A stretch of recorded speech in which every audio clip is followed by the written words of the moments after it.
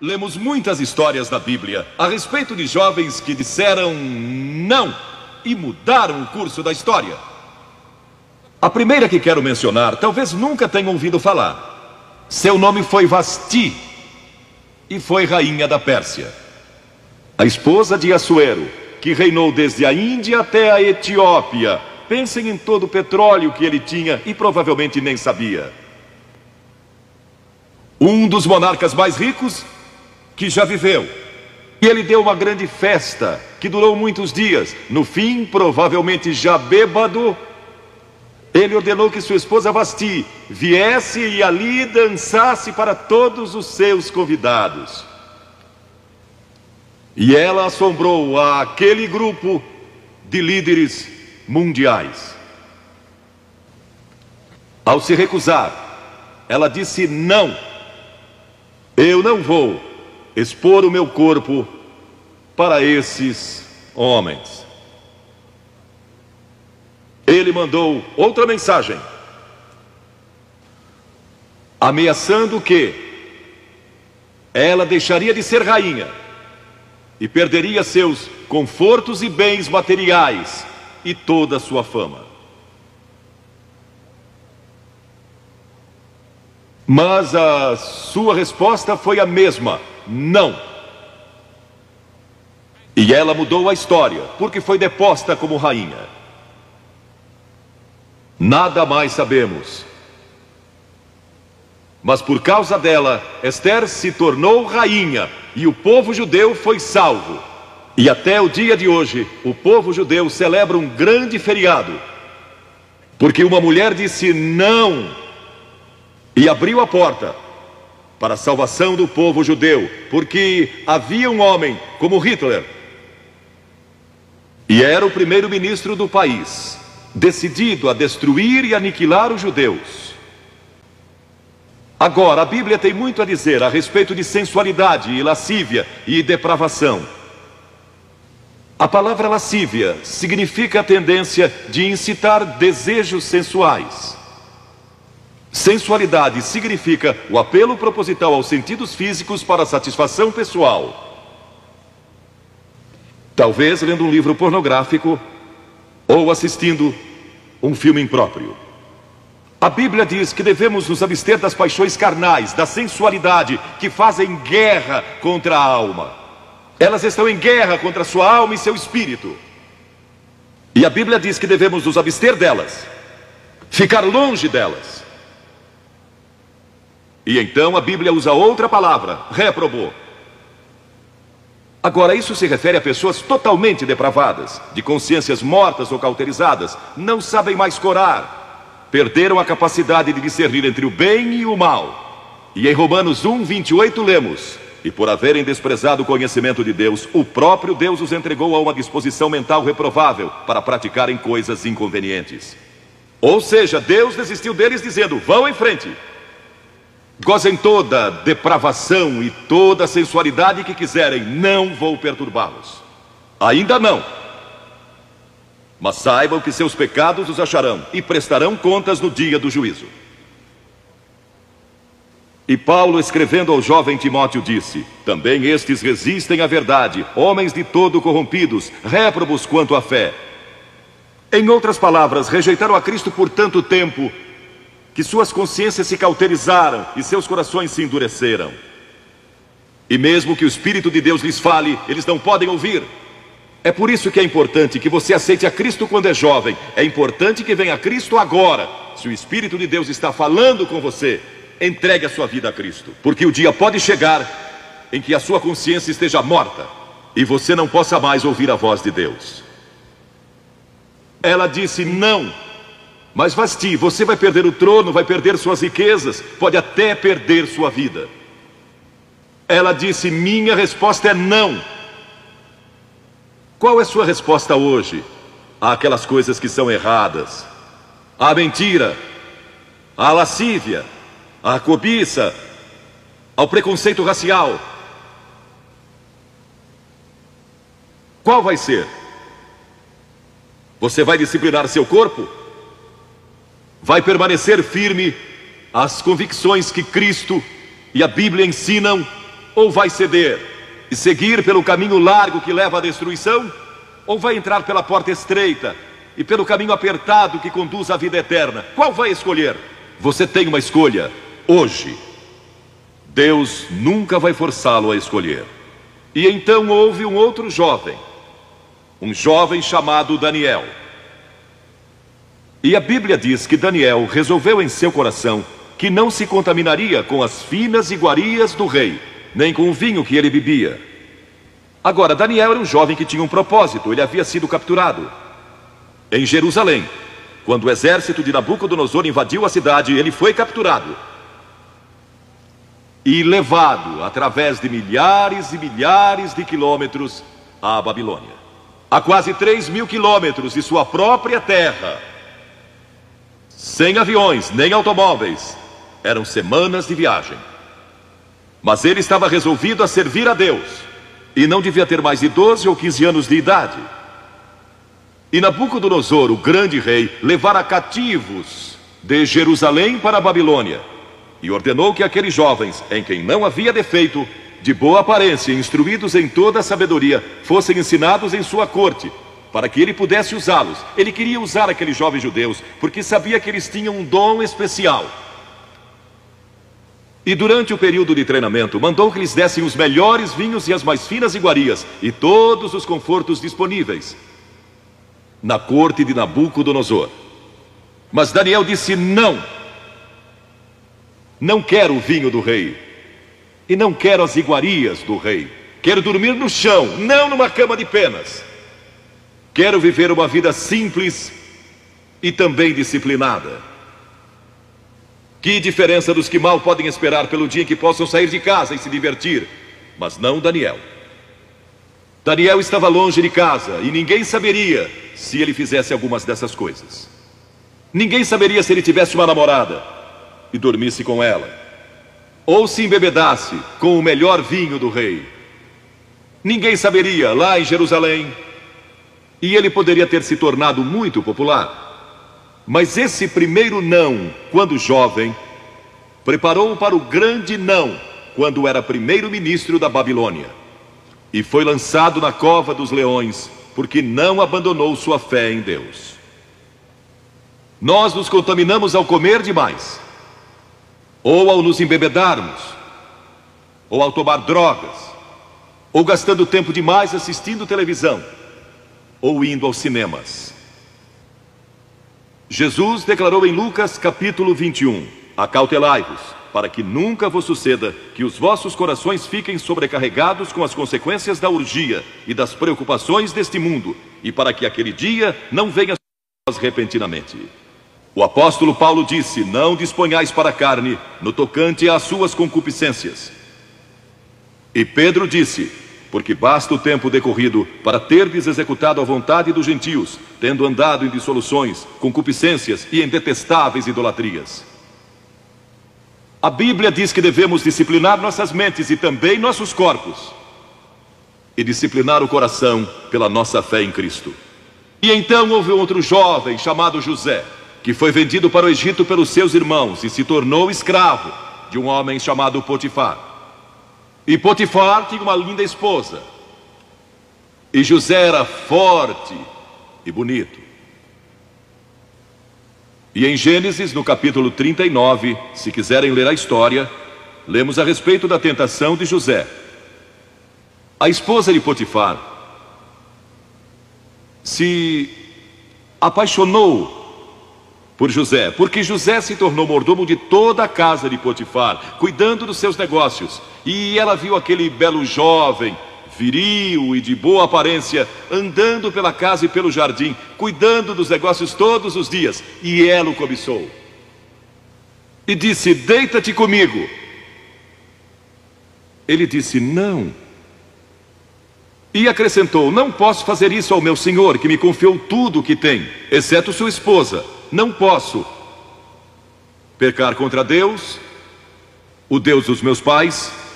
Ele estava longe de casa, lá no Egito, quem saberia?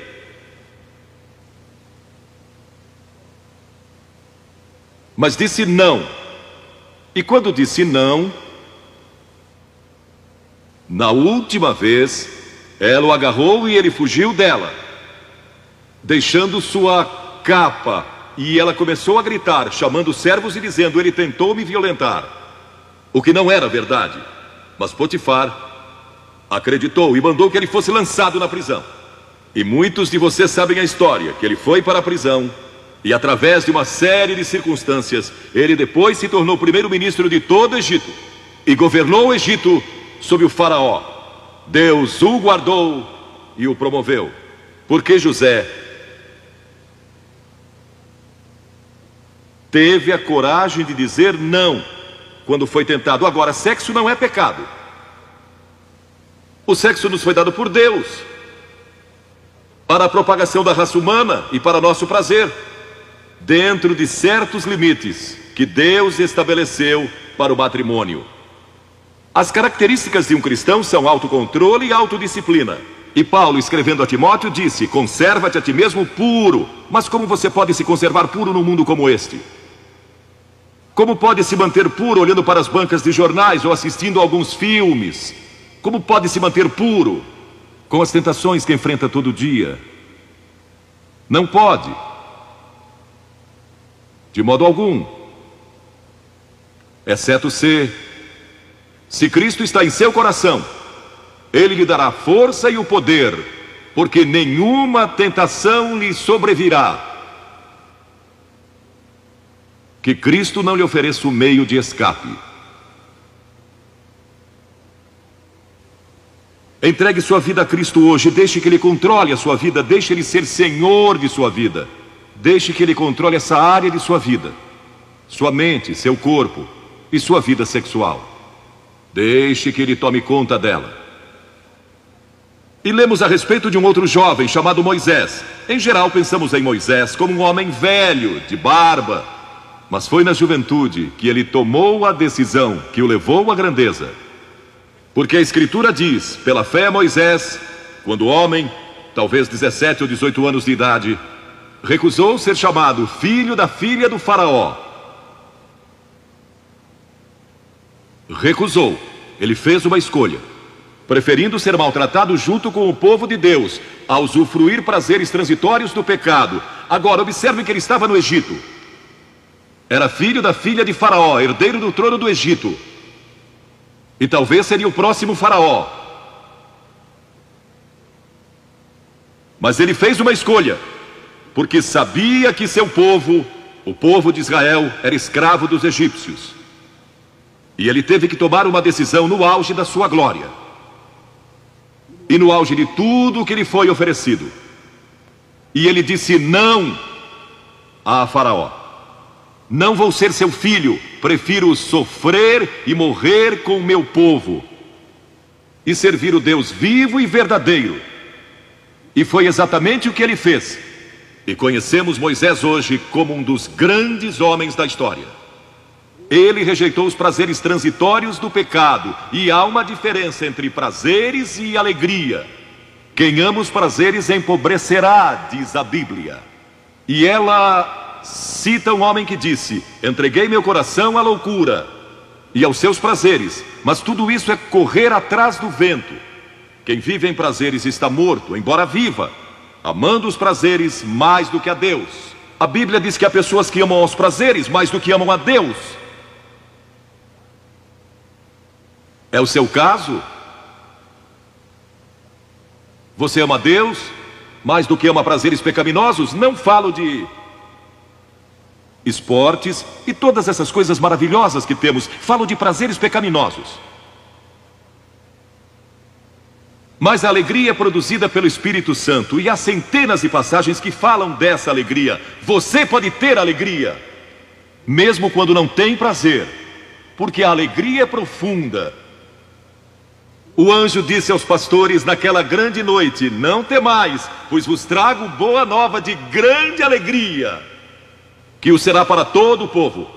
E mesmo no sofrimento, quando você recebe a Cristo, Deus não remove o sofrimento. Ele não remove todos os problemas e as dificuldades da sua vida. Não faz isso. Ele não promete, se você está desempregado, conseguir um emprego amanhã se você aceitar a Cristo hoje à noite. Ele promete que lhe dará graça e força e alegria em qualquer situação. Bem-aventurados sois quando os homens vos odiarem e quando vos expulsarem da sua companhia, vos injuriarem e rejeitarem o vosso nome como indigno, por causa do Filho do Homem. Regozijai-vos naquele dia e exultai. Ele disse: quando vierem a mim e tiverem problemas e tribulações e as pessoas odiarem vocês, ele disse: exultai, porque grande é o vosso galardão lá no céu, pois dessa forma procederam seus pais com os profetas. Todos que viverem piedosamente em Cristo serão perseguidos. A Bíblia diz: ainda haverá sofrimento. Jesus disse: quem não tomar a sua cruz e negar-se a si mesmo não pode ser meu discípulo. Moisés escolheu a alegria de seguir a Deus em vez da vida de prazeres no Egito. O que você está seguindo? Qual é a sua escolha nesta hora? E então o último é Jesus. Jesus foi tentado em todas as coisas à nossa semelhança, mas sem nenhum pecado. Quer dizer que Jesus foi tentado a mentir? Sim. Que Jesus foi tentado a cobiçar? Sim.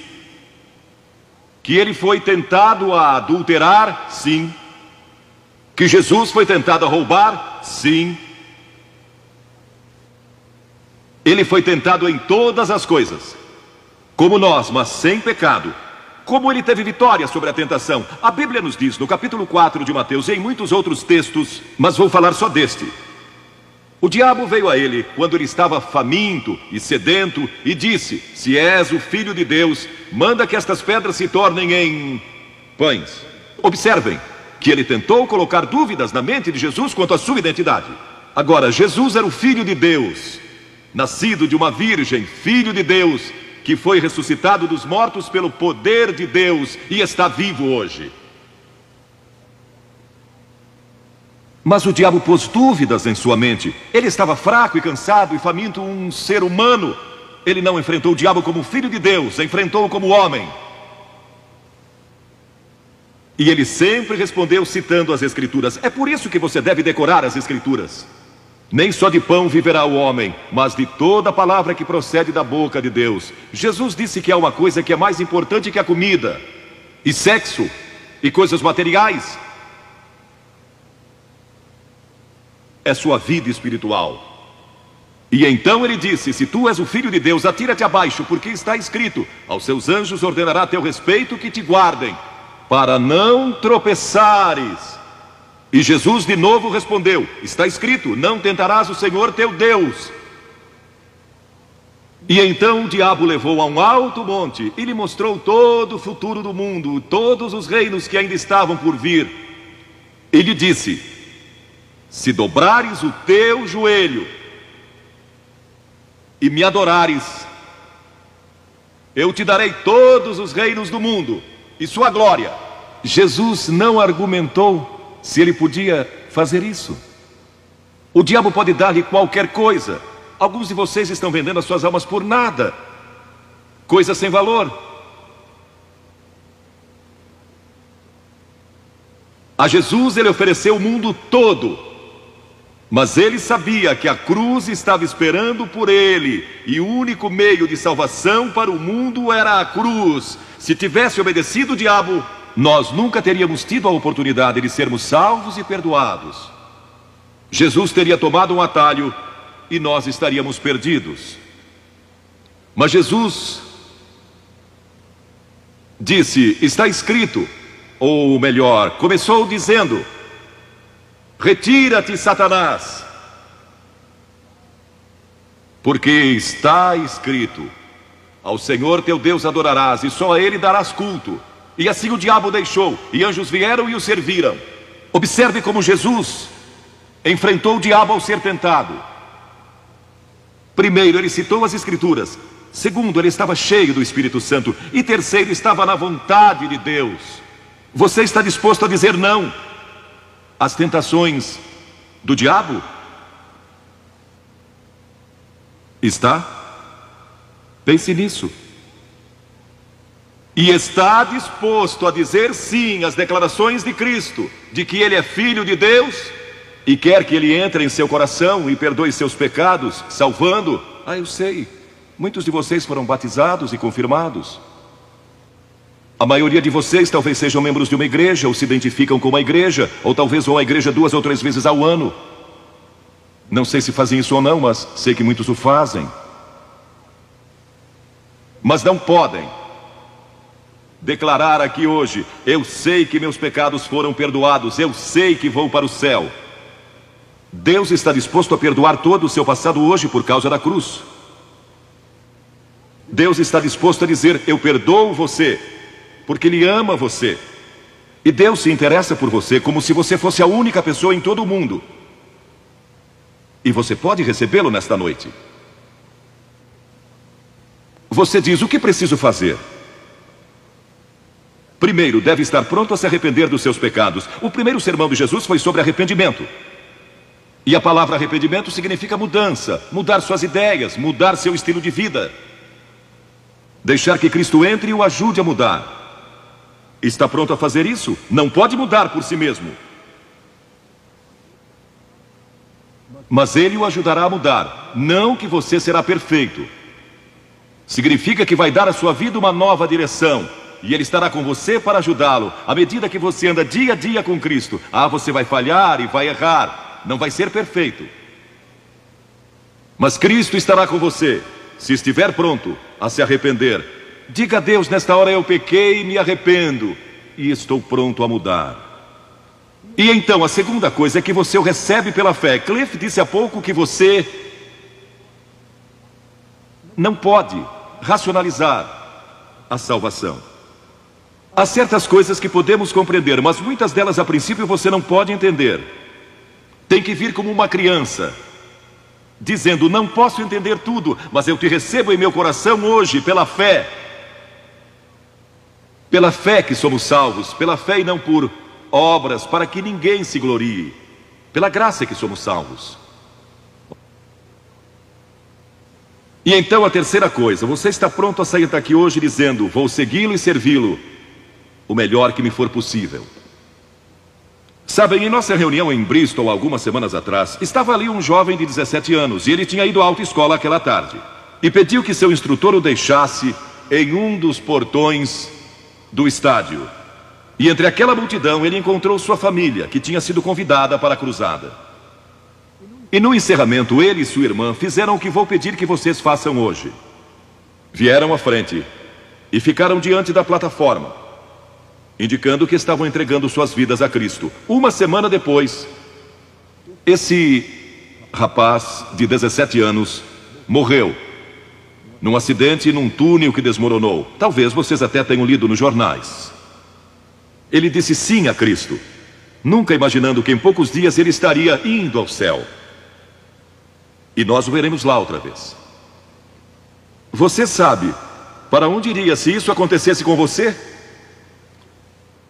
Certifique-se antes de sair daqui. Vou pedir que saiam dos seus lugares agora, centenas de vocês, talvez milhares até, e venham e fiquem aqui na frente, calmamente e reverentemente, dizendo ao vir: eu me arrependo dos meus pecados, quero receber a Cristo em meu coração, quero saber que fui perdoado e que um dia vou para o céu, quero esta nova vida. Você diz: mas Billy, por que você pede que venhamos publicamente? Por que em público? Porque toda pessoa a quem Jesus chamou no Novo Testamento chamou em público. Ele disse: se não estiver disposto a me confessar diante dos homens, tampouco eu o confessarei diante do meu Pai que está nos céus. Jesus morreu publicamente por você, despido, sangrando, diante de toda aquela multidão. Por você. Certamente você pode vir à frente hoje declarar sua entrega a Cristo. Não somente os jovens, talvez você tenha 70 ou 80 anos. E Deus falou com você hoje. Levante-se e venha. Vamos esperar por você. Você que está assistindo pela televisão, em outras partes da Inglaterra ou do mundo, também pode tomar uma decisão por Cristo agora. Entregue sua vida a Cristo hoje e tome a decisão. que estas pessoas estão tomando, estas centenas de pessoas. Vimos mais de 3.000 pessoas todas as noites. Que Deus o ajude a tomar essa decisão hoje. E procure uma igreja